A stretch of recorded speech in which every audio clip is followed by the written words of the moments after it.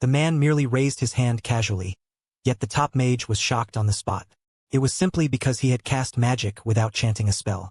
This scene left everyone present astonished, but what they didn't know was, in my previous life I had already mastered magic, but I chose a different path. In the end, at just 30, I reached the pinnacle of kendo, slaying all monsters and protecting this continent. But my biggest regret was that I couldn't use magic.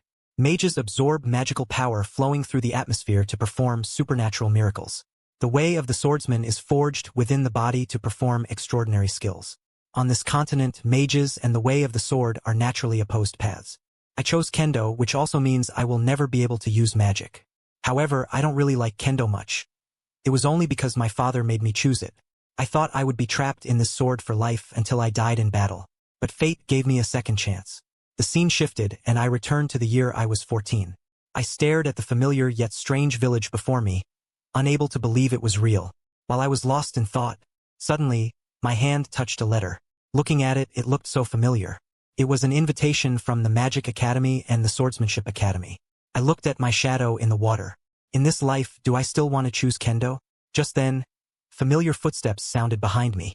I looked back. It was my stern father. I was so scared that I stood up in pain. He said sternly, "You seem to have become arrogant about your skills lately, starting to neglect training." "I'm not arrogant. I'm just struggling painfully. Should I reveal my longing for magic to my father? My father is a master of swordsmanship and has countless disciples as his son. I naturally started learning kendo from a young age. One day, I happily told my father that someone had shown me magic. I also wanted to have such dazzling, beautiful, and captivating magic. My father said with a dark face, "Magic is a technique only the weak use. As my son, you can only hold tightly for the rest of your life. A father's orders are like a shackle, but he doesn't know that this time I will personally smash him. I've had enough of these days. I am going to embark on the path I truly desire. I am determined to become a mage." Last time, my father forcibly awakened my sword energy. To avoid repeating the same mistakes, I decided to master magic first. So I walked through the forest, looking for a secluded place to practice. I walked under a huge boulder, recalling the method the magician taught me in my previous life. That magician told me that magic fills the air around us. As long as I can sense magic, I should be able to channel it into my circuit. I'm no longer a swordsman, but my senses from my past life still exist in this body. I should be able to feel the invisible flow of magic within this body. I sat cross-legged on the stone, purple energy flowing around me. The power of my past life was awakening at this moment. A faint sensation came. I felt the flow of magic. I clenched my fist in joy. I succeeded. Suddenly, I sensed a strange aura around me, slowly approaching. Curious about what it was, I walked toward the forest, but there was no sign of living things inside. As I was walking forward, suddenly an invisible force struck me, knocking me flying. I was shocked and collapsed to my knees. The stone figure was actually alive, and light was still emanating from the cracks in the rock. What on earth is this? I was still confused about what this sentence meant. A woman walked out from behind a rock. I recognized her at a glance. She was the one who taught me magic last time. Her name was Merlin. Merlin asked me why I was here. Is it because of her research results? I knelt on one knee, eyes fixed tightly on her. Fate pushed me in front of her again. Her gaze darkened and she threatened, "If you still want to live, before you speak, you'd better think carefully. I've heard countless stories about her on countless battlefields. In the cold northern salt depots, she single-handedly held up an army. With that golem alone, she could withstand thousands of troops." The scene shifted. She sat on the throne, her eyes cold as she scrutinized me. My hands were bound by cold shackles. I never expected our next encounter would be under this circumstances. She looked down on me from above. She asked which house number I was currently in. Seeing I didn't answer, she angrily tapped her wand and chanted a spell. Instantly, a fiery red formation lit up around me, and the shackles in her hand tightened. So I quickly said, "When you grabbed me, I didn't resist. I'm not your enemy." Then she stood up, raised her wand and hurled it at me, saying, "Farewell forever, nameless mage." But a golden glow spread along the wand. The wand slammed heavily onto my head. I knelt on the ground but couldn't move at all. I shouted, "I've already told you, I'm not a mage at all." She froze in place when she heard my words. Merlin's lips curled into a playful smile. What a pathetic excuse. Then she gently placed her finger on top of my head. Suddenly, her eyes widened in disbelief as she looked at me. It turned out she sensed that there was no magic flowing in my magic circuit. Who would have thought that one moment she was full of murderous energy, the next she brought me a cup of coffee. She said proudly, "I was wrong just now, but I won't apologize." The scene shifted, and the two of us sat quietly on the sofa chatting. When I heard she was Isabel's teacher at the Magic Academy, I was amazed and wide-eyed. If I could learn from her at the academy where she taught, I could channel magic into my circuits. So I looked at her pleadingly, and begged her to teach me how to manifest magic inside my body. "You can't even sense magic, yet you want me to teach you magic? You're just useless." Sweat dripped down my cheeks. "Today I have to convince you." Suddenly, I noticed something was off with the golem beside her. The golem picked up the coffee to refill her, but the next second it poured directly on Teacher Isabel's head. I was surprised and shouted, "Teacher, are you okay?" It turned out the circuit on the right shoulder of the magic stone was blocked, causing this to happen. The coffee slid down Teacher Isabel's face, but she looked at me in surprise. "How do you know my golem is broken?" I said awkwardly. "My eyes can see magic." She held my hand and stared at me for a full 3 seconds. The shock on her face slowly faded. The corners of her mouth curved into a smile, and she promised me how to use magic. "Oscar, you successfully piqued my interest. I hope you won't disappoint me. This time, I want to take back everything that belongs to me." The man merely waved his hand, yet the S-rank mage at the Magic Academy was shocked on the spot, simply because her first spell had perfectly condensed a high-level magical form. This scene amazed all the students present. One was so strong-willed, but what they didn't know was that, in my previous life, I had thoroughly studied magic. The next day, I followed Isabel into the Magic Academy. Curious, I asked her what I needed to do to make the magic leave a loop through my body. "As long as you're alive, the magic naturally flows through your body." She picked up a pen and drew on the blackboard how the magic leaves a circuit. "You just need to feel the power circulating within your body. Then imagine injecting this formula." I suddenly understood when I heard this. So that's how it is. She told me that this magic usually requires at least a month of practice to complete. She took out a magic scroll engraved with a specific incantation and handed it to me. I happily held the scroll and said I would give it my all. So I quickly took the scroll and started practicing seriously. I wanted to try feeling the power circulating inside me, but it didn't seem to work. I suddenly thought of an idea. I just needed to withdraw my consciousness like I practiced sword chi.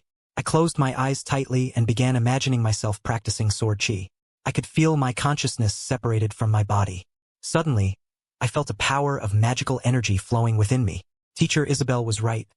Magic is right here. Learning to control magic is like learning to walk with your legs using your heart's voice. Only after mobilizing your body can you finally stand independently. Teacher Isabel looked at me in disbelief. I actually succeeded. In the magical world, only the top people learn magical powers far beyond ordinary people. I watched the magic blooming in the sky. Is this magic? She hadn't expected me to master it on my first try. Could it be because I could see the magic in the atmosphere? The scene shifted, and she stood behind me and called out to me. She slapped my back hard. "I can't believe you activated a magical offensive on your first try." Suddenly, I said the magic just now wasn't beautiful. I still remember when I was a child, it was dazzling, beautifully beautiful, but this magic just now felt different. I squatted on the ground and looked at the magic scroll, asking her if the spell was wrong. I pointed to the pattern on the paper and said, "The flow of magic feels like that stone monster." I looked up at her, and she didn't know how to answer. Suddenly, I understood. I'm not the only one in this world who wants to be a magician. I want to be a magician who can shine brilliantly and beautifully. She looked at me with a face full of longing and suddenly said, "If you think there's something wrong with the magic offensive, you can just restart directly." I stood up right away, unable to believe what she said. So I quickly asked her how you drew the magic offensive. The scene shifted, and my father walked in the shadows of the corridor with a sword. Suddenly, she stopped in her tracks. She heard something outside, as if talking about the guys who had just bullied me. They were discussing how I had become so strong. They were my father's disciples, and after my father left, they made me their master. They had long sent the academy on vacation just so they could see me and give me a different kind of swordsmanship lesson. Once they entered the Sword Society Academy and awakened the sword shadow, my father required them to practice together, so they began teaching me swordsmanship. Using this to vent past setbacks, the short-haired boy held his sword, urging me to quickly face him. I watched as he persistently beckoned his hand. My swordsmanship is a chasm you can't cross. So I slowly walked toward the riverbank with my sword. I threw my sword straight into the water, sending up a large splash on the surface. My sword slowly sank to the bottom. What I threw away seemed to be my past. I stood by the river, gazing at the calm surface of the lake and making a decision. From now on, I won't swing my sword again. I want to become a magician. The short-haired boy widened his eyes, unable to believe what was happening before him. Then they burst out laughing. You threw down your sword. Are you planning to run away? Suddenly, the short-haired boy raised his sword and swung it at my back. The boy laughed wildly, his sword nearly leaving afterimages. He was certain he had won. Looking at the scene before me, I didn't panic at all. The short-haired boy was strengthening his body with sword energy. I just gently rotated my body, and his sword sliced through the air. I looked at him and said, "It's still far from enough. You must see the sword as an extension of your own body, not a tool." The short-haired boy angrily swung at me, but he didn't hit a single strike. He wasn't willing to give up, jumped up, and swung at me. I knocked the boy flying. With one punch, I could make him unable to stand again. I watched him sit on the ground, no longer as arrogant as before, but he kept loudly insulting me as a coward. I punched him directly on the head. He was left unable to get up again. At that moment, he finally understood that what he was facing was not a useless sword discarded at all, but a monster that could easily crush all his arrogance. The group of them frantically dragged the short-haired boy away. I looked at the sword he had forgotten. He probably wouldn't bother me for now. Back to just now, my father heard their conversation and came out to ask what had happened. They hurried to tell him what had just happened to me, but they didn't dare tell my father that I had just defeated them. My father looked at them sternly and asked what had happened. So the short-haired boy told him about how I had just defeated him barehanded, and my father was shocked when he heard it. I can't believe I defeated everyone barehanded. They finally understood that all the previous mockery and provocations had become the biggest joke. My father told them to treat their wounds properly and not to disrupt tomorrow's schedule. His father's orders and his disciples obeyed him blindly. His father, draped in a deep purple cloak and holding a sword, was watching the direction of the battle just now. A playful smile curled at the corner of his mouth. It was time to give him some advice. The man casually burned the Academy's admission letter, which shocked his father immensely, because it was an invitation from the world's top swordsmanship academy. But he had no interest in it at all, because in my previous life, I graduated from this academy and reached the pinnacle of swordsmanship. This time, I wanted to learn magic even more. Just now, Isabel explained in detail the origin of the magic formula to me. He told me that magic also requires knowledge to operate. Although my intuition is good, I still need to learn more to apply magic formulas. If I want to learn more, he is willing to lend me the entire book. Hearing this, I couldn't wait and ran to the book corner. Take as much as you want. I don't need the books here at all because all my knowledge is in my mind. I'm holding a thick book. I want to read everything related to magic formulas. He stood on his hips and asked if he wanted to take all of them away. I was just saying it, but I didn't expect you to take it seriously. Just as I was about to leave with my book, he suddenly called out to me. Now you are a mage whose power is filled with circuits. You must be careful of sword energy, or you may die. I was holding a thick book, and upon hearing his words, I immediately stopped in my tracks. I couldn't help but think of my father. The scene shifted. I rode a horse, looking at the distant village road. I looked at the familiar surroundings. I felt as if I had returned to the past. I hadn't seen my father in a long time. At this moment, his hair was completely white, and he lay weakly on the bed. Seeing it was me, my father excitedly said, "Oscar, you finally came to see me." He raised his hand and told me to get closer. He had something to say to me. When I lowered my head, I realized you truly had the talent I thought. Swordsmanship was ultimately the right choice for you. His hand placed on my shoulder and gently patted me. Suddenly, I remembered that when I was young, he treated me the same way. He personally pushed me onto that path paved with blood and glory, yet also left me betrayed by all. The scene shifts to when I was 14. I look at the admission letter in my hand. I look at the familiar Swordsmanship Academy. This time, I want to say goodbye to him. Father, this time I want you to agree to let me enter the Magic Academy. At the academy, my father was standing by the fire holding his long sword, waiting for me. I walked toward him with my admission letter. I want you to sign this letter of mine. His signature must be on it. That's how I can get into the Magic Academy. My father looked at me in confusion and said, "What's going on? I can sign something like this anytime." Happily, I handed the invitation to his hand, finally feeling relieved. So he took the invitation from my hand and opened it to take a look. My father widened his eyes, unable to believe what he saw. So this wasn't even an admission letter from Janshu Academy. "Oscar, why did you study magic? You were born as my son, raised on the edge of a knife. I looked at my father in frustration and said, "Do you remember when I said I wanted to use magic?" My father angrily threw the admission letter for magic on the ground. He pointed at me seriously and said, "You were still young then, so I thought it was just your willfulness." My father's hand pushed my hand toward my shoulder, saying, "You are not allowed to learn magic." When his hand rested on my shoulder, he sensed something was off. My father was actually knocked out by the magic on me. He angrily said to me, "You actually have mastery of magic." "I have mastered magic, because this is the only way to truly persuade you to let me learn magic." "What exactly do you want to prove? Why are you trying to convince me?" "Oscar, I already know. You defeated my apprentice barehanded. That proves you have a talent for genshin. Although I know I'm talented at genshin, I still want to learn magic." My father scolded loudly, "You don't know. As long as you stick to the path of achievement, you will definitely succeed. Although I think you're right, I've already decided that success in achievement won't bring me happiness." He was stunned by my words and stared at me in a daze. He held his forehead and muttered to himself, "So that's why." I looked at my father's expression. Did he agree? Suddenly, my father covered half his face with his hand. A manic smile curled at the corner of my mouth. I was so scared that cold sweat rolled down my cheeks. Father pointed at me and said, "You haven't forgotten what happened when two forces flowed through your circuits, right?" Suddenly, I remembered my teacher had warned me not to use genshin now. My father took out his advice and said, "If I insist on taking the wrong path, he'll just wake me up. Honestly, you can't accept it now. One day you'll thank me." I said coldly, "That day will never come." I took out the admission letter from Janshu Academy and said, "Father, I won't choose Janshu anymore." Then I threw the letter into the nearby burning stove. My father looked at me in disbelief. He thought a few harsh words would force me to rebel. Little did he know I was no longer the boy who could be manipulated. As he walked, he said, "Do whatever you want. I want to see if you can learn magic." Suddenly, my father drew his sword, and the sound of the blade leaving his body sliced through the sky. He swung out a vortex scanning net at me, a cold smile curling at the corner of my mouth. I spun my body lightly and dodged his sword aura, because I could clearly see through his attack, even though he was shrouded in sword energy. It was as if I held it in my hand. Everything was clear at a glance.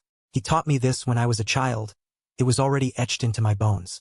Fragments of memory flashed by, and the memories overlapped with the scenes before me. Father gripped his sword and swung at me again. "You're not bad either. I'm afraid there won't be anyone else in the guild as talented as you." He reached out his hand and said to me, "Stop being willful. Come back and continue learning swordsmanship. Are you forcing me to give up because you can't beat me? No way, idiot. I'm not that kind of person. Father, talent seems to matter more to you than anything else. But I also have something I absolutely cannot back down." I pulled a weapon that looked like a pen from my pocket. My father mocked. "What is that? Are you planning to use that as a sword?" "This is a magic wand for beginners." Looking at the magic wand in my hand, I remembered Isabel's words about using magic requiring knowledge. I don't have that knowledge yet, but I'm not afraid because my father doesn't either. He absolutely can't predict what I'm about to do. The man just took the magic level selection exam. But this shocked the top mages on the spot. Just because he defeated 5 targets with a novice magic wand, everyone present found it unbelievable. What they didn't know was that in my previous life, I had thoroughly studied magic. Just as I was about to head to the Magic Academy with my backpack, familiar footsteps sounded behind me. I turned around and sure enough, it was my father. Seeing that I was going to the academy, he reminded me, "There are many people in this world who spend the same amount of time studying magic as you do in swordsmanship. Although I have no right to dictate your choices, I hope you absolutely won't let yourself break down." I looked at my father with a firm gaze and said, "I'll be fine. After all, there's no one more terrifying than my father." My father smiled and said, "Am I really that scary in your heart?" I said goodbye to my father's reminder and slung my backpack over my shoulder. This time, I could finally choose for myself. The scene shifted. I picked up a piece of paper that said Asaf had left Soror. This meant I could finally take the magic exam. I looked at this magic tower piercing the clouds, the pinnacle countless mages had long admired. Inside, the students were each holding magic wands, practicing magic in front of their books. At that moment, I saw a dwarf troop happily welcoming new students. I looked up and saw several students flying through the sky on brooms. So this is the Empire's Harsh Magic Academy. Its atmosphere is completely different from the architecture school. I looked at the dwarf troop in front of me. They seemed somewhat familiar because they looked similar to golems. But it was a little different. Just as I was feeling confused, A familiar voice sounded behind me. If you keep dawdling, your enrollment procedures will be late. Turned out to be teacher Isabel. I happily told her. I haven't slacking off at all. Now I can do much more than before. She said happily. Really? Then you have to wake me up in a moment. Suddenly, I saw a group of people ahead. So I asked teacher Isabel what they were doing there. She told me there was a magic selection exam being held over there. New students were divided into 2 classes based on whether they possessed magic. But above these 2 classes, there was a special class set up for the exceptionally gifted. It's called the first stage. This exam is just a way to select talent, right? I said excitedly, I want to take this exam too. But she told me, you should avoid the first stage because any student who can enter the first stage is a monster. They were no exceptions at all. Growing up immersed in magical environments from a young age, teacher Isabel looked at me and said, you have no right to participate. But I acted as if I hadn't heard her words and said excitedly, that means I can study advanced magic there, she said, holding her head in silence. Looks like whatever I say won't do you anything. She patted my shoulder and said, if you're curious, go see for yourself. 2 people were dueling in the exam room, and outside the hall, a crowd gathered to watch them. At that moment, the short-haired boy picked up her wand and cast a spell toward the sky. Her magic hit her target. The short-haired boy happily shook her hand and said, I won, I can enter the first tier. So the exam content is to use magic to hit that target. If that's the case, I can do it too. This sentence amazed everyone present. But I saw it. Hope for learning advanced magic. A mocking and disdainful Chi Xiong came from behind me. I looked back. It was a boy with a head full of silver hair. The silver-haired boy said seriously, a commoner like you has no right to stay here. I quickly explained I heard that any freshman could come, so I came. They whispered among themselves after hearing me. It seems this isn't the place I should be in. So that's what teacher Isabel meant. In this class, it seems that those who aren't of noble birth are always excluded. At that moment, the silver-haired boy pushed me aside and told me to quietly watch him take the exam. The magic teacher searched for the silver-haired boy's name on the scroll. Let's see if he's qualified to take this exam. I watched the silver-haired boy's back, envious that he could participate. The silver-haired boy raised his magic wand and said, First-class lands belong to those who have devoted everything to magic since childhood. At that moment, the silver-haired boy unleashed his magic. His magic was to freeze all things in the world. All the trainees were shocked on the spot. Without exception, I was stunned too. I couldn't believe he was so powerful. Everyone present exclaimed, no wonder the cold Gelosis family is no different. That wasn't even his real trump card. The silver-haired boy said proudly, if you can't use decent magic, you're unwelcome. I looked at him and said, this is the magic you poured everything into casting. It's nothing special. The silver-haired boy stared at me in shock. He couldn't believe what he had heard, but I pretended not to hear and walked straight past him. I was just worried about whether I could make it into the top-tier class.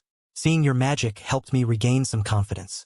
I took out my beginner's magic wand, ready to take the stage. The students were all whispering. Could it be that he wants to use that beginner's wand pen to compete? The silver-haired boy looked at me with a playful expression and said, you can't possibly defeat me with that thing, right?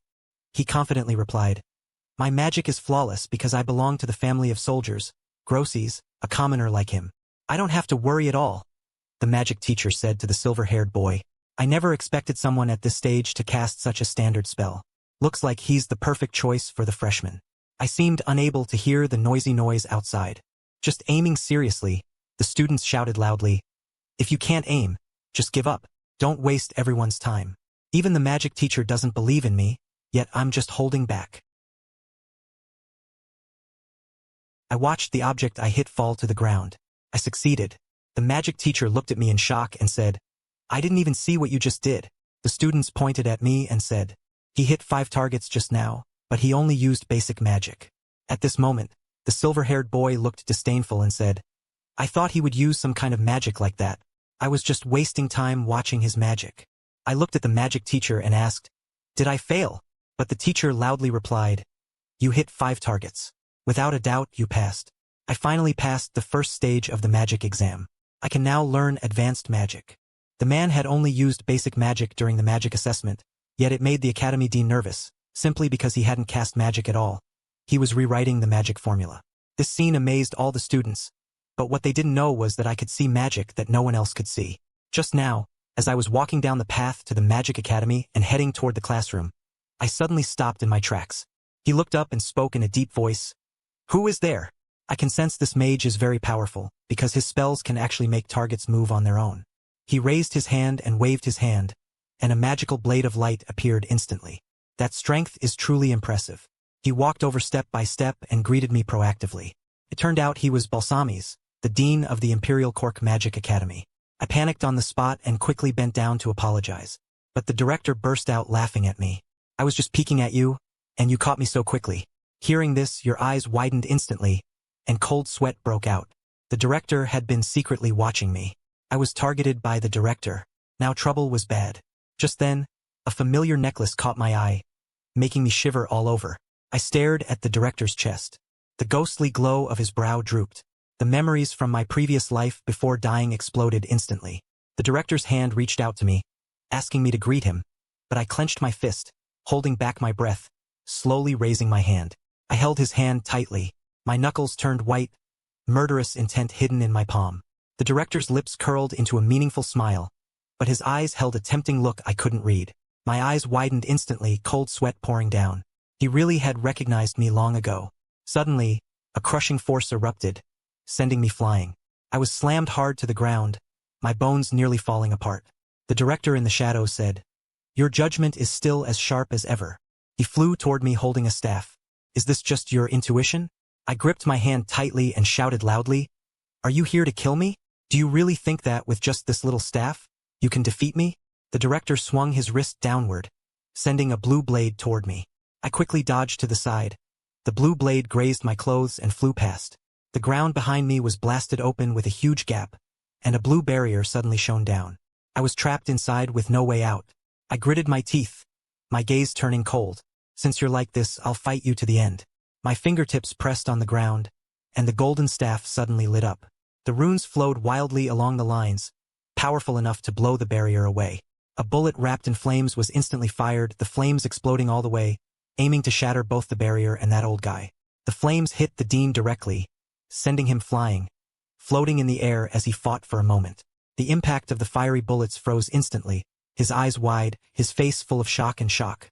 The director reacted and raised his wand the next second, unleashing a blue spell straight at me. My eyes narrowed, and I quickly pulled out my wand, ready to face it head-on. I realized I couldn't break the spell. I immediately turned my attention to the spellcasting director. The director was full of confusion. I didn't expect to actually make a move on him. I was greeting him with a face full of greetings, really not understanding what he meant by this move. The next moment, I crouched on the ground. Before I could catch my breath, the surrounding leaves were flying wildly. The director mocked, "No mana, huh? You didn't kill me just now, now you're the one dying." I said weakly, "Director, you must be joking. You're testing me. What exactly is the purpose of this?" The dean stroked his beard and said slowly, "You really found out. Here, many people see magic as a privilege, but the first bird gets shot. Opportunities slip away quietly. I meant for you to experience this. From the recent test, I found that I seem to have underestimated the depth of your potential." I hurriedly asked, "If I am too stealthy, I will be targeted like this." "Dean, is that what you mean?" The director crossed his arms, didn't even lift his eyelids, and said calmly, "Yes." My gaze darkened. So in this world, genius summoners are never allowed to exist. The mages in their previous lives said the same. A genius like me shouldn't live in this world. The director crossed his arms and said, "Someone had said something similar before." I suddenly looked up, my tone full of urgency. "Director, please tell me about that." The director warned me. "If you know their identities, danger might come upon you too. No matter what happens, you must first protect your own strength." I muttered, "I will definitely protect myself." Suddenly, the scene shifted. A faint blue light shimmered around the director. With a wave of his hand, he set up a barrier. "From today on, I'll teach you how to gain the power to protect yourself. In my previous life, I lay in a pool of blood, the red blood in my heart soaking my cheeks, slowly sinking away. If it weren't for that last time of anger, I would have died long ago. By the time I came to my senses, cold sweat was already streaming down my ailing feet. The director's voice pulled me back to reality. "Don't go past now, start now. I'll teach you how to protect yourself." I looked at the necklace hanging around the director's neck. "So from the start, I was your pawn." I finally couldn't help but ask about that pendant. "What exactly was it?" The director gently tapped the pendant with his fingertips. "Speaking of which, it's about you." I stared at the new glyph array exploding overhead. I felt like I saw the dean's words from my previous life like a heavy hammer hitting my heart. The magic saint is just like the sword saint. He represents the highest level. The director bent down. Now I'll give you this thing. I held it in my hand and looked closely. It turned out to be a golden badge. The director wrapped it in the blue airflow. He warned me, "You must not lose it. It's your only trump card." The dean's figure completely vanished into the airflow, holding the golden badge in his hand. He said to the air, "I will definitely protect myself. This is the principal's magic. His magic flows without a single flaw." I suddenly stopped my focus. Now is not the time to marvel. I will work hard to learn magic. I once thought that learning magic would satisfy me, but among those who hurt me in my previous life, there was a magic saint. If given the chance, they will surely target me again. This time I will strike first, trampling them all underfoot. I want to surpass my former self as the sword saint. This is the first time a man takes the exam. This shocked all the elite noble students on the spot, simply because I had just become the first person in history to break into the top class as a commoner. This scene left everyone present in disbelief. What they don't know is, I am the reborn sword saint. This time, I will completely shatter the arrogance of this noble. The words that have been circling my mind since I first became the dean. Now I must have the ability to protect myself.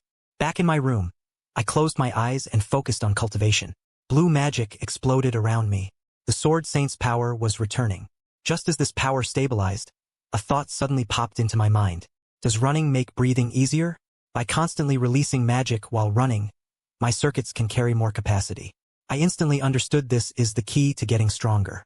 It seems I just need some opportunities now. To gain some combat experience, I opened my eyes and saw I was still in the bedroom. Where could I go for combat experience? So I immediately put on my clothes, pushed open the door, and walked out. I started walking forward. In my heart, I have only one thought. I want to become strong. The camera shifts, and the noble flag symbolizing the top class suddenly appears. The classroom instantly erupts with excitement. The students are all discussing. Have you heard? A commoner came to our class, the first to enter the elite class. I heard he did terribly in every part. The silver-haired boy overheard their discussion and curled his lips into a mocking smile. He turned his head and said coldly, "Nobility doesn't last long. How sad." Just then, a black figure appeared at the classroom door. His footsteps approached from afar. Seeing the person approaching, the classmates stood up in surprise. The silver-haired boy couldn't help but turn his head to look. Suddenly, a flash of sand appeared in his eyes. Unable to hide his disgust for civilians, he shouted loudly to the people who had arrived, "Why are you here? What right do you have to enter the elite class? You bastard! Get out of here right now. You have no right to be here." I looked at their flustered expressions and calmly said, "What's wrong? Why are you all so angry?" So it was the silver-haired boy who just gave me a hard time. He really is in this class, seriously reading a book. Just then, a bookmark covered in chrysanthemum removal patterns fell to the floor with a thud. I bent down and picked up the bookmark covered in chrysanthemum removal and held it. I walked up to him and smiled, saying, "Is this your bookmark?" The girl took it, her eyes lighting up instantly. "Thank you for helping me pick it up." Seeing his happy expression, I smiled and said, "Looks like you really love drawing." He suddenly looked up, his eyes wide open, and dazedly said, "How did you know?" "Because I think it's a beautiful flower. My name is Oscar. Nice to meet you. Can I sit next to you?" He smiled and agreed. "Of course. Please. I'm Lily Luoluo." Suddenly, a voice rang out. It seemed everyone was here. Only voices were heard, but no one was there. The students looked around in fear. Whose voice was this? There was only one lonely book on the podium with no one else at all. Suddenly, the book on the podium started flipping wildly, each page packed with dense text. The pages in the room were swept up wildly by a burst of golden magic. The surrounding students all screamed in fear. Suddenly, the sound of high heels echoed through the noisy classroom. The footsteps stopped, and a woman with a strong presence stepped forward and said, "Hello everyone. My name is Ruth.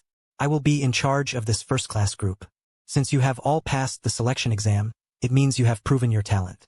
Therefore, starting next week, we will begin practical training with monsters." I didn't expect to gain combat experience so quickly. That's exactly what I wanted. Ruth explained the requirements to participate. To ensure balanced power among the groups during training, we will form a 5-person squad. The students in the audience were all puzzled. Does balanced strength mean the power of magic? No, it's based on the total amount of magic your bodies can hold. We didn't get confused when we heard that. So how do you measure that? Ruth's lips curled into a faint smirk. Just like that, her long smile made everyone feel uneasy. Suddenly, a magic circle lit up on her back. She held her eyes and said shyly, "Actually, I've already measured it a long time ago. Class, it's above each of your heads. Each has a golden orb.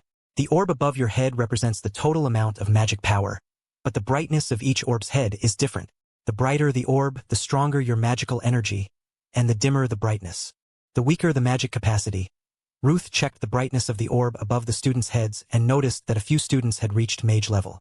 She just didn't know what level that commoner was. I stared at the faint orb above my head. Curious about what this magic actually does, the whole class burst into laughter. They were discussing that civilians are still civilians, and we wouldn't play with him. Listening to their mockery, I felt uneasy. Forget it. There's no time to think blindly about who to team up with first. At that moment, a hand tapped my shoulder. I turned around and looked at him in surprise. "If you want, would you want to team up with me?" Turned out to be my desk mate Molly. I said excitedly, "I'm willing. I do like girls who like flowers, and they're angels." Suddenly, Molly said seriously, "But we need to ask Mr. Levin first." I looked puzzled. "Who is Mr. Levin?" The red-haired boy beside him said, holding his head with disdain. "Who told you to invite him to join our team?" I stepped forward and quickly said, "My name is Oscar. If you can let me join, I would be very grateful." The red-haired boy listened to me seriously and stared at me for a long time. Just when I thought he would refuse, he slammed his palm the table and said, "I believe protecting the weak is a noble's duty. I agree to join our group. Anyway, I'll treat you as a baggage squad porter." Just as the red-haired boy finished speaking, the classmates around all looked at us. At that moment, Molly came up to comfort me, saying, "Don't let them influence you. The Noble Academy started learning magic early, so everyone has their own gaps." As I walked, I explained to Molly, "I don't care about their words or opinions. I'll prove myself with my own strength." It was his first time taking the exam, and he shocked the top S-rank examiners at the Magic Academy. Because in the Misty Forest, he tore through the spatial barrier that even high-level mages were helpless with a single kick. Even the self-proclaimed genius red-haired boy froze on the spot. But what they didn't know was, in his previous life, the man was the world's strongest sword god. Just after Ruth announced her requirements for the combat class, she left the classroom. Suddenly, someone called out from behind her, "Professor Ruth, please wait a moment." Ruth turned her head and looked coldly at him, saying, "Do you have something to say? I just want to ask, why is that commoner in the U-class group here? That commoner hardly knows magic, and his magic power is pitifully low. I don't think he's fit to be in the U-student group. I think someone with no experience in the U-class group will fall behind quickly." Ruth, however, smiled and asked, "Civilian? Are you talking about Oscar?" "I don't think so. He only awakened magic half a year ago. Do you still think he's unworthy?" The silver-haired boy's face instantly froze. The arrogance he had just been proud of was shattered by Professor Ruth's words. Ruth's words rang out again. "He'll become stronger. In a few months, Oscar will say what you just said. That's the real reason we're doing field training." The silver-haired boy stared blankly as Professor Ruth walked away. He hadn't expected the commoner he once looked down on.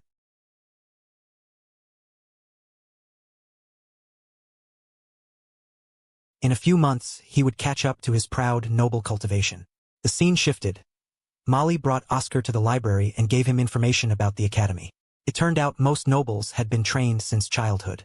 By now, at least they have mage proficiency level magic. I said enviously, "Mage proficiency level means they can devote themselves to fighting monsters. It's just primal magic power.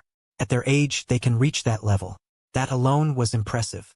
At that moment, Molly asked me, "Oscar, how many months have you been studying magic?" "I've been studying for 6 months. Molly stomped her feet happily and shouted, clenching her fists, "You're the best. You only studied for 6 months and you've reached this level." Suddenly, Molly stretched forward, grabbed my clothes with both hands and said, "How did you do it? Are you a genius?" I looked at the excited Molly. I couldn't help but smile. Maybe this really is my talent. I suddenly remembered something I want to ask you. Who is the red-haired guy? Molly patiently explained to me. His name is Levin. The Levin family is a prestigious and prominent clan. The families around him all eagerly sought their protection. Levin may be a bit rough, but his strength is real. When things get serious, he'll protect us. I listened to Molly. Helplessly, I closed my eyes. I wouldn't miss this rare opportunity. But would it be inconvenient for Bane to be present? In the blink of an eye, the day of the practical test arrived, and the trainees were all gathered in small groups discussing what might happen today. Professor Luz's voice suddenly rang out. All right, class, let me explain the training content again. This forest is inhabited by low-level monsters. Your task is to spend the night in the forest. This is another practical task after the selection exam. I will give each captain a magic paper containing a defensive barrier and a signal flare spell. If the situation is urgent, please use this magic paper. The students discussed this aloud. It sounded simple. If you encounter a monster attack, you can just use it directly. However, Professor Luth coldly announced that the team would be expelled from the first class. All the trainees were shocked on the spot. The news of the downgrade was so intense that everyone cried out in disbelief. The whole room fell into complete silence, and everyone wore stern faces. This also proved that, for nobles, staying in first class was very important. At this moment, the red-haired boy confidently said, "As long as I'm here, we will never retreat. I am a noble among nobles. I will protect all of you." The whistle sounded, signaling the start of the forest mission. Everyone gathered around to confirm the direction and get ready to go. Suddenly, a huge backpack was thrown to the ground with a bang. The red-haired boy stood on his hips and said to me, "Hey, stop looking. Hurry up and move your luggage." Jasmine looked at the mountain of luggage and said, "This is way too much, isn't it?" But I pulled her aside and said, "I can handle it. I already agreed I'd be the one to carry it." The red-haired boy looked at me and mocked, "I just like people who know their place." I walked behind her with Jasmine carrying a huge bag, but she impatiently threw out a sentence. "Don't hold me back." Before long, the boy who had just been making threats was now exhausted, cold sweat pouring down. The classmates around were all concerned about her. Facing their greetings, she stubbornly said, "The ground here is rugged and walking is difficult." I smiled and said to her, "Can you still stand? Do you need me to pull you up?" Faced with my provocation, she gritted her teeth in anger. She jumped up, pushed me away, and shouted loudly, "Shut up! I don't need you. I can do it myself." At this moment, Jasmine was also struggling to walk, so I quickly supported her to prevent her from losing strength. I watched as everyone was out of breath, but I felt completely relaxed. I didn't feel tired at all. We walked for a long time and didn't encounter a single monster. Maybe it's because this area is managed by the academy. Suddenly, my eyes widened. I saw blue jasmine, surrounded by blue jasmine. Directly ahead of us, I saw a white light shadow. We moved toward the shadow's location. I tensed up sharply. Suddenly, I felt the barrier here was similar to the one in Isabel's workshop. I shouted loudly, "Don't go any further. It's dangerous ahead." The red-haired boy arrogantly said, "Who do you think you are? How dare you order me? I want to see what was ahead." The man just waved his hand casually, yet the genius noble Laven was shocked on the spot, all because he had just used the most basic magic. Saving a student nearly torn apart by monsters. This scene amazed everyone present. But what they didn't know was that I had already seen through the essence of all magic in this world. Just now, I feel the barrier in the forest is similar to that in Isabel's workshop. Suddenly, the magic circle beneath our feet lit up. A mysterious force pulled us into the circle, and the star-red glow instantly enveloped all of us. I stepped on the magic circle, and the red patterns instantly exploded. Jasmine held the drilling staff in her hand and exclaimed, "What is going on?" I realized this was magic affecting space. I had to leave now or I would never be there. Inside, I gripped my staff tightly and shouted, "Please prepare your staffs." The space shattered in an instant, red light wrapped in glass shards falling down. As the magic array was broken, we finally saw the environment before us. Jasmine turned to me and said, "This doesn't seem to be the forest we just walked through." Suddenly, they saw something on the tree ahead. Approaching, they saw a number carved into it. The students stared at the number and suddenly realized, this is the 5th training ground. I watched them discussing it. Actually, this is the practice ground for the senior students. Why did we come here? Suddenly, I remembered that when I stepped on the magic circle just now, the patterns on it instantly shattered. Could that magic circle just now be a trap set by someone? I quickly said to the red-haired boy, "The situation is urgent now. We need to use the magic paper for help." He took the magic paper and carefully examined the runes written on it. However, he tore the magic paper in his hand into pieces with a crack. I looked at him in disbelief, and the students all shouted at him, "What are you doing? This is our only chance to call for help." But he thought we were making a fuss. He felt this was the transmission pass the academy forgot to clear. He said confidently, "This is an opportunity. Through the training here, the academy's evaluation of us will be even higher." Before I could argue, he had already turned and walked away. Waving to everyone, he said, "Hurry and head to us." Mori gripped his staff tightly and begged me not to leave his side. I followed behind them, watching the red-haired boy walk forward on his own. Couldn't help but sigh. I suddenly stopped in my tracks, my pupils contracting sharply as a dangerous aura closed in on us step by step. The next second, a leader led a pack of wolves charging out of the woods, the glowing light above flickering like ghostly flames. The four-eyed giant wolf suddenly lunged forward, its fangs almost touching our noses. The students were so frightened they kept retreating. The red-haired boy's eyes were full of bloodthirsty excitement. They really arrived at just the right time. I took out my appearance wand, ready to fight at any moment. I was a bit nervous, but this was a rare chance to gain real combat experience. Just as I was gearing up to attack, the red-haired boy suddenly shoved me aside and mocked me. Civilians stepped back a bit. "Let me show you how nobles fight." I stared at him blankly, repeating how nobles fight. The roar of the four-eyed giant wolf made everyone's eardrums ache. He leapt up, rushing toward the crowd with a bloody wind. At that moment, the red-haired boy pulled his staff out of his backpack.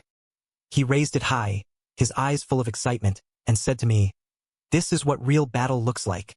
The red-haired boy gripped his staff tightly and stabbed it into the ground. The magic circle beneath his feet suddenly lit up, flames spreading wildly along the patterns. With a crack, the ground exploded with a thunderous crash, rocks flying everywhere with a deafening crash. Rocks shattered everywhere, and the wolf was sent flying. The red-haired boy plunged his staff deep into the rubble, his shoulders trembling slightly. Clearly, he'd lost much of his strength from the eruption. The surrounding trainees hurriedly gathered around. They all blew magic to support him. The moment the blue light flashed, they tacitly divided their roles to cover them. Some focused on offense, some on defense, breaking down offense and defense as they lunged at the trainees. The trainee was so frightened that his staff fell to the ground, staggering backward. He slipped and fell to the ground. However, the giant wolf's target didn't seem to be the one. It turned out the four-eyed wolf had set its sights on Molin, and he had already silently moved behind him. Molin held the flower, trembling all over. The four-eyed wolf bent down, locking his gaze tightly onto him. Terrified, Molin hurriedly chanted a spell. A pile of rubble suddenly blocked the wolf's front. He couldn't get over for a moment, but the next second, the four-eyed wolf erupted again. He opened his blood-red mouth, his fangs gleaming coldly under the moonlight. Molin was so startled that he kept retreating, his back slamming hard against the rock wall, with nowhere left to retreat. I quickly chanted a spell, and the fireball in my palm exploded with a gust. Turning into a wave of heat, the fireball collided with the four-eyed wolf. Its massive body was engulfed in flames and slammed hard to the ground. The four-eyed wolf let out its final roar, deafening and completely lost the strength to resist. Molin hugged my face tightly, tears still hanging from his eyes, and said, "You really scared me to death just now." The scene shifted.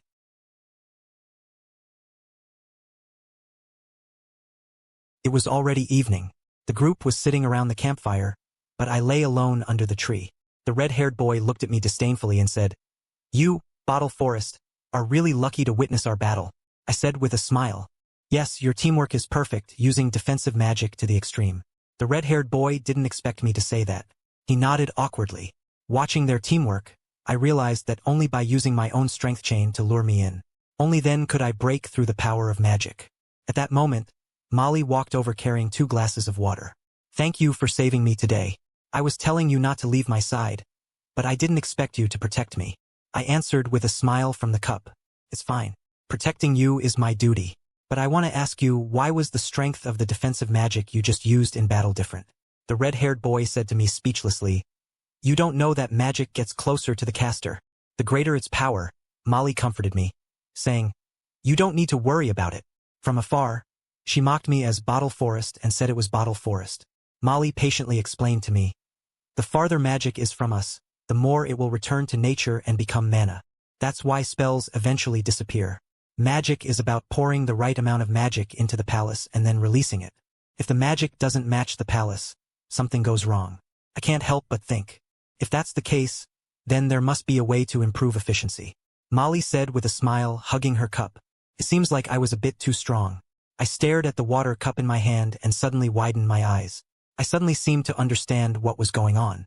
Molly looked at my expression and quickly asked if I was okay. I saw ripples in the cup.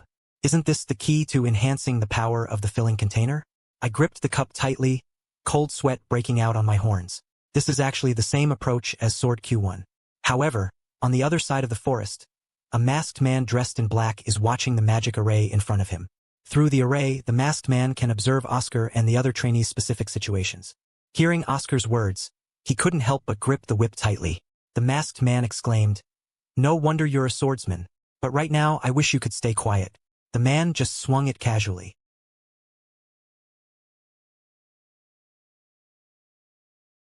A single magic slash shocked the top S-rank examiner at the Magic Academy, simply because his strike had easily forced the Demon King Jillerin back.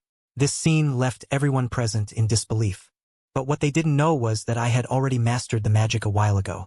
Now, Professor Ruth was standing by the campfire, watching the students huddle together for warmth after the day's hardships. The faces of these trainees were still shaken. Professor Ruth spoke with some satisfaction. Only 20% of participants withdrew. It seemed the team had performed exceptionally well this year.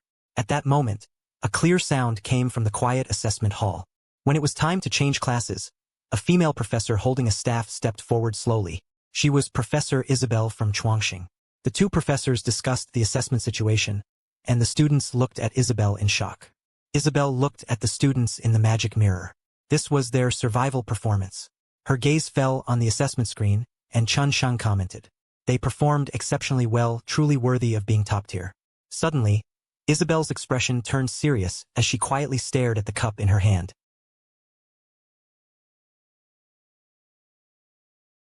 Jasmine and her companions rested by the campfire, discussing what they had experienced during the day. Not far away, a trainee was gripping a wand, cautiously observing the surroundings. I held my cup, calm on the surface. In reality, I was frantically circulating sword wings inside my body. Every strand of blade was being fiercely compressed and strengthened by me. Every bit of power was ready to be unleashed. A light flashed in my eyes. If I could compress and enhance my magic like the sword wings, what would that be? The next second, the magic within me exploded. Even the air trembled from the force. I chuckled softly. This is the power I wanted. Suddenly, hurried footsteps erupted from the forest. The two trainees rolled and crawled toward us. The red-haired boy patted his chest, his tone arrogant. "Another low-level monster, leave this small task to me." Just as he finished speaking, a blinding, violent force erupted behind him, instantly tearing apart the surrounding darkness. The red-haired boy loudly questioned what it was. Jasmine replied in a trembling voice, saying it was a torrent of flames. At that moment, a giant claw with sewn threads slowly emerged from the darkness to reveal the scene before her. My expression grew serious as I stared at the dragon. Today's trial was going to turn into a fight to the death. The dragon immediately opened its massive maw, its sharp fangs gleaming coldly, and let out a furious roar at us. The red-haired boy screamed in a trembling voice, "How could there be a dragon here? You need a demon lord level to escape." My gaze suddenly sharpened. This wasn't an accident at all. Someone had been watching us for a while. The trainees urged the red-haired boy to quickly use magic fingers for help.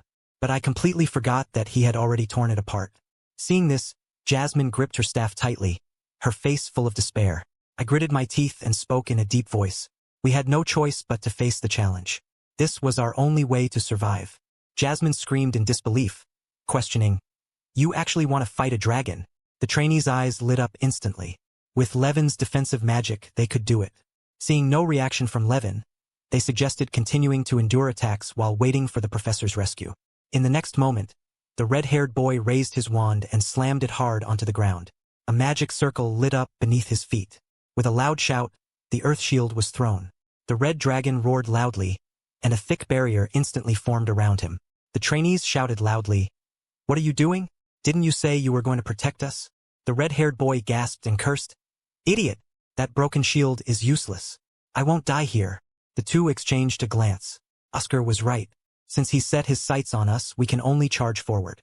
Jasmine gripped her staff tightly, her gaze fierce, and said in a deep voice, "Let's fight." He raised his staff and shouted, "Spear of the Earth." Gaedrick immediately summoned the rock spear and thrust it straight at the dragon.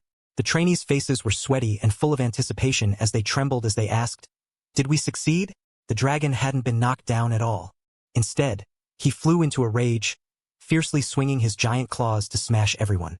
Their faces turned pale with fear. Without advanced magic, they simply couldn't defeat the dragon. At this moment, Jasmine turned to Oscar and said, I'll get his attention. You need to call for help. I looked at Jasmine, my eyes full of determination. Shouldering the group calling for help, the giant dragon suddenly stomped the ground, unleashing terrifying power as if it would crush us completely. The trainees collapsed to the ground, their voices trembling. I don't want to die. Everything is over. Suddenly, the dragon bursts with intense light and starts frantically absorbing magic from the atmosphere. It turns out it relies on absorbing earth magic as its energy source. No wonder our attacks don't work against him. I sneered inwardly. The dragon's methods were nothing special. Blue light radiated from my body, my eyes filled with murderous intent, and I charged at the dragon without regard for everything. The man casually cast a spell, yet it shocked the elite noble students of the Magic Academy on the spot. It was all because of the precise control he had just witnessed, and with the flame battle team he instantly killed the Demon King and the evil dragon. This scene amazed everyone present, but what they didn't know was that I was originally the world's #1 sword saint. Magic was just a new skill I casually unlocked. At that moment, I was raising my hand to pick up the dragon's deadly breath from the magic team. The dragon was desperately absorbing the world's magic power, preparing to unleash its ultimate move. The evil dragon casually exhaled a breath that could fully withstand a natural disaster. If I could grasp this natural power in my hand and refine it, the power would definitely blow up the heavens. With a bang, the dragon's massive mouth opened. A breath of fire that could shake the heavens and earth erupted. The noble trainees were so terrified by the scene that they panicked, their faces twisted in terror. I calmly resisted the dragon, while Molly rushed at me in worry. My eyes lit up as I shouted the fireball flame domain. A massive magic force shattered right in front of me, and the power of the flames instantly surged to its maximum. Purple-red flames shot up into the sky, directly suppressing the dragon's breath. With a loud boom, purple-red fireworks collided with the evil dragon, and the flames pierced through the dragon's body. The arrogant Demon King and dragon were blasted so hard that sparks appeared all over their bodies, crashing heavily from the sky to the ground. These noble trainees stared in disbelief at the scene before them, rolling and crawling backward. Even Molly collapsed on the ground, clutching her staff, her eyes wide and wide open, unable to speak for a long time. I looked at the evil dragon on the ground. She firmly grabbed that trembling hand. It was all over. However, on the other side, a mysterious figure in black saw through the magic mirror everything that had happened, muttering, "A freshman who just enrolled could actually kill my chimera." The mysterious man in black frowned as he watched Oscar's magic. What exactly was this power? She squinted her eyes and spoke in a low-pitched tone. "You're lucky today, but sooner or later, you'll be completely kicked out of the academy." She looked at Oscar in the mirror and chuckled. Only those with noble bloodline can wield such lofty power. At that moment, I stood amid the mess on the floor, slowly raising my hand, gazing at the lingering warmth of flames in my palm. This is my way of magic. The scene shifts. The once arrogant dragon is now bleeding from the head, completely dead. The two trainees look fierce, unable to believe that a commoner could defeat both the Demon King and the dragon. Just then, a bang came from behind. The red-haired boy burst out of his cave, his hand trembling as he gripped his staff. He stared at the scene before him in disbelief. He looked at my thin back. I was actually saved by a civilian. Jasmine walked toward me with a worried look. "Oscar, what just happened? Did you really take care of that evil dragon?" Bang, my steps faltered and I collapsed forward. Jasmine was completely exhausted. Jasmine was so scared she nearly lost her soul, screaming and reaching out to help me. I plopped down on the ground, propping myself up on my knees and gasping for breath. Feeling Jasmine's exhaustion from the emptiness, I gritted my teeth. The backlash from that magic just now was about to tear me apart. Just then, heavy footsteps came from the woods. We looked toward the source of the sound with terror. Jasmine's hand trembled as she gripped her staff. Could there be other monsters in the woods? The wild horn slammed hard into the ground. The ground of the formation was shaking. I sensed the fluctuations in the teleportation array. Came over to take a look. Sure enough, there's quite a bit of trouble lurking here. The woman stood on the shoulder of the stone puppet, smiling boldly and dangerously. "Students, are you all safe?" Everyone stared at her in shock. The newcomer was none other than Professor Isabel. When I saw Teacher Isabel's arrival, my tense body went limp and I fainted. She turned to look at the dead dragon on the ground. "I would ask each of you one by one what exactly happened." Jasmine and the trainees surrounded the unconscious me, their faces full of worry and anxiety. The red-haired boy stood coldly to the side, watching everything coldly, as if he felt it had nothing to do with her. Isabel was already on the puppet's shoulder, a meaningful smile curling at the corner of her mouth. Dawn was approaching. Some things should be settled. The next day, I sat in the dean's office and told her everything that had happened yesterday. The dean sighed gravely. I never expected something like this to happen right under the academy's nose. I sat across from the dean, calm, waiting for her next question. Suddenly, the dean's eyes turned dusty, his tone icy. It seems that in our academy, there are bastards who specifically target outstanding civilians. I could tell the dean was directed at me, so I could only grit my teeth and remain silent, not daring to say a word. The dean saw my tense expression and spoke slowly. You did quite well that you survived. I looked at the director with firm eyes and said, I must become stronger. I have finally found my starting point. She wasn't very happy after hearing my words, but silently lowered her head. Since actual harm has already been caused, as the dean, I have something I must tell you. The dean is hiding in the shadows, speaking sharply. You must never touch magic again after leaving the academy. Since they've set their sights on you, this is your only way to survive. There are countless people in the world who live happily without relying on magic. Magic isn't everything in life. I stared at everything before me, my heart in turmoil. Am I supposed to never touch magic in this lifetime? Thinking of the first time I summoned the magic stone, my eyes turned into crescent moons. I clenched my fists and shouted, I absolutely won't give up like this. I wiped the sweat from my temple, my tone calm but measured. I understand you're worried about my safety, but if someone is targeting me in this academy, then I have an idea.